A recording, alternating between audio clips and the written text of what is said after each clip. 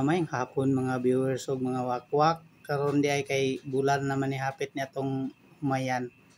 Nata diri mamuna ta kay sayang man po kayo ang area kung di na to butangan og humay. May na lang maka dungag-dungag nig ani na to pohon makaluy-an.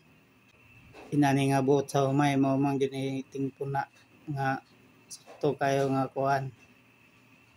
Ning edad sa humay nga punaanan siya nga dili pud kayo patag-as, igo-igo ra gyud. Ug mo ni namuna ta diri karon.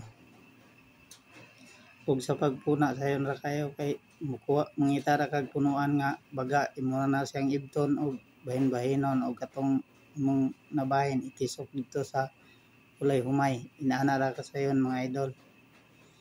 Imong bahinon og katulo ba or kaupat depende ra gyud na nimo. Dito nimo itanom atong walay humay nga hintubo.